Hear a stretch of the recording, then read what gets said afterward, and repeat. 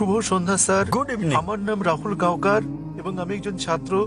আমি ইসলাম ধর্ম সম্পর্কে আপনার কাছে জানতে চাই, অন্যান্য মুসলমানদের তুলনায় কেন শিয়া মুসলমানদের কম গুরুত্ব দেয়া হয়। আমি আমার এক মুসলমান বন্ধুর কাছে শুনেছি তাদেরকে শিয়া পরিবারের পানীয় পান করার অনুমতি দেয়া হয় না, পানীয় না, ঠিক আছে। আমি আসলে জানতে চাই, এও বলা হয়ে থাকে যে ইরাকে সাদ্দাম হোসেন যা করেছেন, তিনি রাসায়নিক গ্যাস প্রয়োগ করেছেন, তিনি শিয়াদের উপর নৃশংসতা চালিয়েছেন, যা দ্বিতীয় বিশ্বযুদ্ধের সময় ইহুদিদের উপর হিটলারের নির্যাতনের সঙ্গে তুলনীয়। তাহলে এটিকে কি আপনি অবিচার মনে করেন না? আমি আরো জানতে চাই, প্রকৃতপক্ষে পূর্বে শিয়ারা ইসলাম ধর্মে যে ভুল করেছে তারা আজও তার প্রায়শ্চিত্ত করে যাচ্ছে কিনা। ভাই প্রশ্ন করলেন যে শিয়াদের কেন নিচ বললে গণ্য করা হয়, তারা কি অপরাধ করেছে, সাদ্দাম হোসেন কেন তাদেরকে হত্যা করেছে, যেমন জার্মানিতে হিটলার রাসায়নিক অস্ত্র দিয়ে ইহুদিদের হত্যা করেছে ইত্যাদি। ভাই ইসলামে কোনো শিয়া সুন্নি নেই, কোনো শিয়া সুন্নি নেই ইসলামে। অনেক লোক আছে। আমি উত্তরটা দেই, আমি উত্তর দেব। আপনার প্রশ্নের উত্তর দেওয়ার পর আপনি বলবেন। ইসলামে কোনো শিয়া সুন্নি নেই। কোরআনে বলা হয়েছে সূরা আলে ইমরান অধ্যায় 3 আয়াত নম্বর 103, ওয়াতাসিমু বিহাবলিল্লাহি জামিআ ওয়া লা তাফাররাকু। তোমরা আল্লাহর রজ্জু শক্ত করে ধরো এবং পরস্পর বিচ্ছিন্ন হও না। আমাদেরকে আল্লাহর রজ্জু ধরতে হবে, এটা কোরআন এবং নবী মুহাম্মদ সাল্লাল্লাহু আলাইহি ওয়াসাল্লামের সহিহ হাদিস। যদি আপনি এই রজ্জু ধরেন তাহলে আপনি খাঁটি মুসলিম। ইসলামে শিয়া সুন্নি নেই এবং ইসলামে কোনো ভাগ নেই। কোরআন বলছে সূরা আনাম অধ্যায় নম্বর 6 আয়াত নম্বর 159, হে নবী, নিশ্চয়ই যারা খণ্ড বিখণ্ড করেছে, অনেক দল করেছে ইসলাম ধর্মকে, তাদের সাথে আপনার কোনো সম্পর্ক নেই। আল্লাহ বিচার দিবসে তাদের ব্যাপারটা দেখবেন।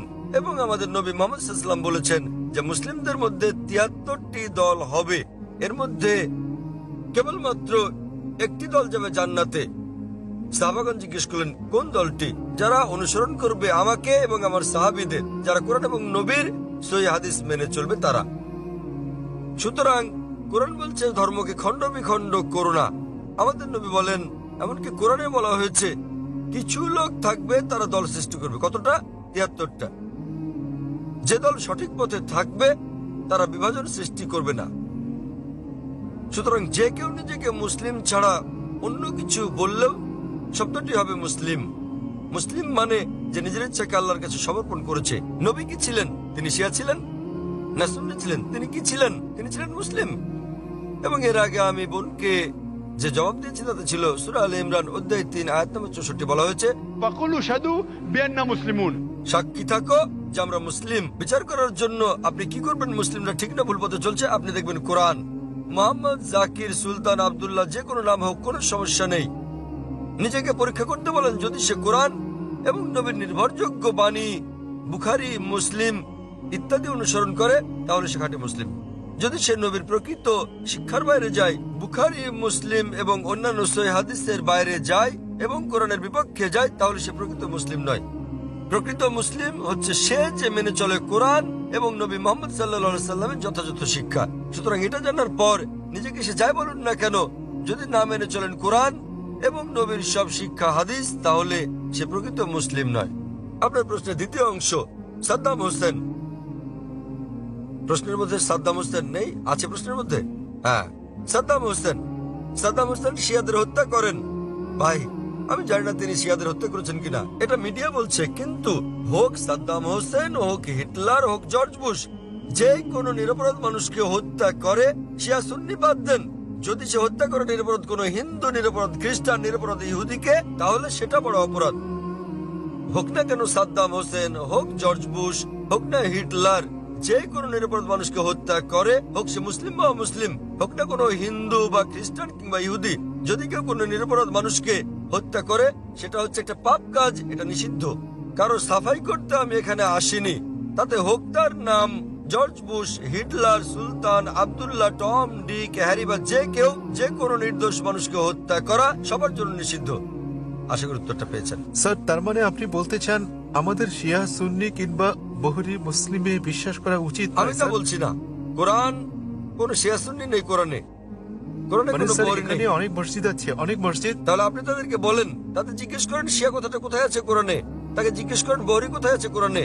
স্যার, এটা আমার কলেজ বান্দ্রায় স্যার, আমি অধ্যয়ন করছি। সুতরাং তারা মেনে চলছে না। আপনাকে যা করতে হবে তা হচ্ছে তাদের জিজ্ঞেস করেন তারা কি মুহাম্মদ সাল্লাল্লাহু আলাইহি সাল্লামের শিক্ষা অনুসরণ করে চলছে, তারা কি আল্লাহ সুবহানাহু ওয়া তাআলার শিক্ষা অনুসরণ করছে। আল্লাহ কোরআনে বলেছেন সূরা আনাম অধ্যায় নম্বর 6 আয়াত নম্বর 159, যারা সৃষ্টি করেছে বিভক্তি ইসলাম ধর্মে তাদেরকে আপনার কিছু করার নেই। ইসলাম ধর্মে বিভক্তি সৃষ্টি করা এটা হচ্ছে হারাম। তো ভালো মুসলমান হতে হলে আপনাকে আল্লাহর রজ্জু শক্ত করে ধরতে হবে, এটা বলা আছে কোরআনে। সুতরাং কাউকে আব্দুল্লাহ, সুলতান এরকম নামে ডাকলেই সে জান্নাতে যেতে পারবে না, বরং সেজন্য স্রষ্টা সর্বশক্তিমান আল্লাহর নির্দেশ পালন এবং নবী মুহাম্মদ সাল্লাল্লাহু আলাইহি সাল্লামের শিক্ষা অনুসরণ করতে হবে। ভাই, আপনাকে একটা প্রশ্ন করি, একটা প্রশ্ন। আপনি শিয়া সুন্নি নিয়ে খুবই উদ্বিগ্ন, জানতে চাচ্ছি সেটা কেন? স্যার অনেক কিছু আমার বন্ধুরা। না না, আপনি কি ইসলাম কবুল করতে চান? তারপরে কোন দলে যাবেন ভাবছেন? স্যার আমি মানে আমি আপনাকে জিজ্ঞেস করছি, জি আপনি কি ইসলাম কবুল করতে চান আর ভাবছেন শিয়া না সুন্নিতে যোগ দেবেন? তাই স্যার না, না, আমি ইসলাম কবুল করতে চাচ্ছেন না।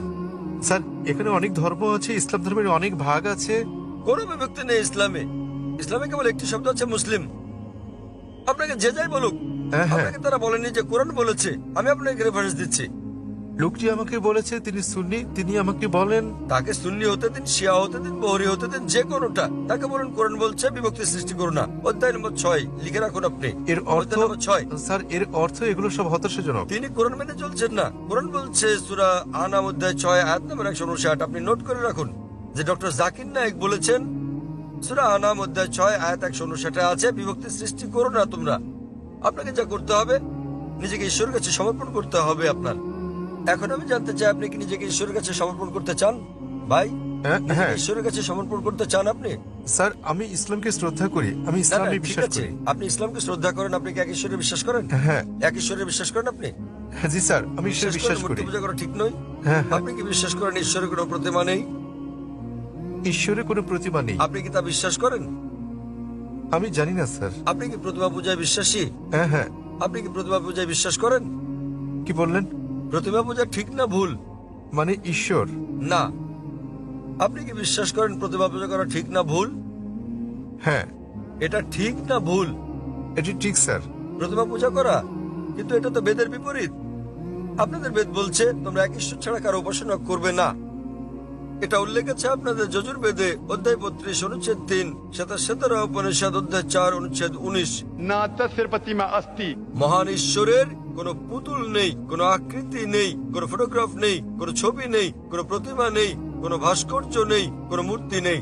আমি আপনাকে জিজ্ঞেস করছি, যখন আপনাদের বেদ বলছে ঈশ্বরের কোনো আকৃতি নেই, কোনো মূর্তি নেই, কোনো প্রতিমা নেই, এরপরও কি আপনি প্রতিমা পূজা বিশ্বাস করেন? জি স্যার। শিয়া সুন্নি বাদ দেন, আপনাকে জিজ্ঞেস করছি, আপনি কি বেদ মানেন? স্যার অনুসরণ করছেন কি না? ধর্ম মানেন কি না? স্যার কারণ আমি এই ধর্মের স্যার। ঠিক, তাই আমি বলছি যে এটা আমার ভুল নয় স্যার, আমি এই এই ধর্মের মধ্যে ধর্মের জন্ম মধ্যে নিয়েছি বড় স্যার। হলেও আমি জিজ্ঞেস করছি যে অধ্যয়ন করা আপনার কর্তব্য কি না। সে কারণে আপনার বেদ- আমি এই বিষয়টি অনুসন্ধান তাই আমি করছি। আপনাকে বলছি ভাই, আপনাদের ধর্মগ্রন্থ বেদে আছে, যজুর্বেদ অধ্যায় 32 অনুচ্ছেদ 3, শ্বেতাশ্বেতারা উপনিষদ অধ্যায় 4 অনুচ্ছেদ 19। এটা বলছে, न तस्य प्रतिमा अस्ति এটা একটা সংস্কৃত উদ্ধৃতি। এর মানে সর্বশক্তিমান ঈশ্বরের কোনো প্রতিমা নেই, কোনো আকৃতি নেই, কোনো আলোকচিত্র নেই, কোনো ছবি নেই, কোনো ভাস্কর্য নেই, কোনো প্রতিমূর্তি নেই, কোনো পুতুল নেই। যদি আপনার ধর্মগ্রন্থ বলে সর্বশক্তিমান ঈশ্বরের প্রতিমা নেই, তাহলে কি প্রতিমা পূজা করা ঠিক না ভুল? ঠিক না ভুল? ঠিক বেঠিক ঠিক করার মতো এত বড় ব্যক্তি আমি নই স্যার। না না, আপনার ধর্মগ্রন্থ বলছে ঈশ্বরের কোনো আকৃতি নেই, কোনো প্রতিমা নেই, কোনো মূর্তি নেই, কোনো ছবি নেই, তথাপি ঈশ্বরের মূর্তি করা ঠিক না ভুল? কেন আমার পূর্ববর্তী ব্যক্তিগণ মানে আমার পূর্বসূরীরা কেন এই কাজ করেছে স্যার? স্যার আমি তাদের দোষ দিতে জি। পারি না। আমার পূর্বসূরীরা, আমার পূর্বে হিন্দু ধর্মের লোকের এটা করেছে স্যার। স্যার আমি তাদের দোষ দিতে আমি পারি না। হিন্দুদের প্রশ্ন করছি না, আমি আপনাকে জিজ্ঞেস করছি আপনার ধর্মগ্রন্থ, আপনার ধর্মের সবচেয়ে গ্রহণযোগ্য গ্রন্থ কোনটি? আপনি জানেন না? কি আপনি স্যার? কি জানেন আপনার ধর্মের সর্বশ্রেষ্ঠ গ্রন্থ কোনটি? স্যার এটা মানে হচ্ছে বেদ। হ্যাঁ তাহলে আপনি দেখেন আমার ভিডিও ক্যাসেট ইসলাম ও হিন্দু ধর্মের সাদৃশ্য সমূহ। আমি অনুরোধ করছি ভলান্টিয়ারদের তাকে একটা ইসলাম ও হিন্দু ধর্মের সাদৃশ্য নামে ডিভিডি দেওয়ার জন্য। আপনার কোনো প্রশ্ন থাকলে আমার সঙ্গে সাক্ষাৎ করতে পারেন, ইনশাল্লাহ আপনার সন্দেহ দূর হবে। আর আমি আপনাকে অনুরোধ করব এটা পড়ুন, বুঝুন এবং সঠিক শান্তি খুঁজে নিন। স্যার শেষ কথা আমি আপনাকে জিজ্ঞেস করতে চাই স্যার, মানে আমাদেরকে এসব বিশ্বাস করলে হবে না যে ইসলামে অনেক বিভক্তি আছে যেমন শিয়া সুন্নি, এগুলো আমাদের বিশ্বাস করা উচিত নয়, আমাদের কেবল কোরআনে বিশ্বাস করা উচিত। কোরআন এবং নবীর সহিহ হাদিস ব্যাস। যে কোনো আলেম যায় বলুন, কোরআন বলছে সূরা নিসা অধ্যায় 4 আয়াত নম্বর 59, أطيعوا الله وأطيعوا الرسول আল্লাহ ও তার রাসূলকে মানো এবং অতঃপর তোমাদের মধ্যে যারা আদেশ দানের কর্তৃত্বপ্রাপ্ত, যাদেরকে এই কাজের দায়িত্ব দেওয়া হয়েছে তাদের, অর্থাৎ আপনাকে আল্লাহ এবং সর্বশক্তিমান ঈশ্বর, তার রাসূল এবং জ্ঞানী ব্যক্তিদের মান্য করতে হবে। কিন্তু আয়াতটা এখানেই শেষ হয়নি। আরো বলা হয়েছে যদি তারা কোনো বিষয়ে একমত হতে না পারে তো আল্লাহ তার রাসূলের উপর ছেড়ে দাও। যদি কেউ আপনাকে কিছু বলে আপনি তা কোরআন এবং সহিহ হাদিস দিয়ে যাচাই করুন সেটা ঠিক না ভুল। এ কারণে যে কোনো আলেম যাই বলুক না কেন তার কোনো মূল্য নেই ইসলামে। স্যার, সেখানে আমাদের বিষয় হচ্ছে আল্লাহ সর্বশক্তিমান ঈশ্বর ও তার বার্তাবাহক। কোন আলেম কিছু বললে তা যদি কোরআন এবং সহিহ হাদিসের সঙ্গে মিলে তো আমরা গ্রহণ করি, আর যদি কোরআন হাদিসের বিপরীতে হয় তা প্রত্যাখ্যান করি। স্যার, কোন ব্যক্তি নিজেকে মুসলিম বলে দাবি করলে আপনি তাকে বলবেন قل هاتوا برهانكم প্রমাণ দাও إن كنتم صادقين যদি সত্যবাদী হও। সে কারণেই যখন আমি প্রশ্নের উত্তর দেই আমি কোরআন এবং সহিহ হাদিসের রেফারেন্স দেই। যা আমি বলছি, যা ডক্টর জাকির নায়েক বলছেন, তা কিছুই নয় ইসলামে, কোনোই মূল্য নেই তার। আমি যা বলি ইসলামে তার মূল্য হচ্ছে শূন্য। যা কোরআন বলছে, সর্বশক্তিমান ঈশ্বর বলছেন, যা আমাদের প্রিয় নবী মুহাম্মদ সাল্লাল্লাহু আলাইহি সাল্লাম বলছেন তা মূল্যবান। তাই আমি যা দিচ্ছি তা হচ্ছে রেফারেন্স। যারা জানেন না আমি তাদের রেফারেন্স দিচ্ছি। আমার উত্তরের ভিত্তি কোরআনের বিভিন্ন আয়াতের শিক্ষা।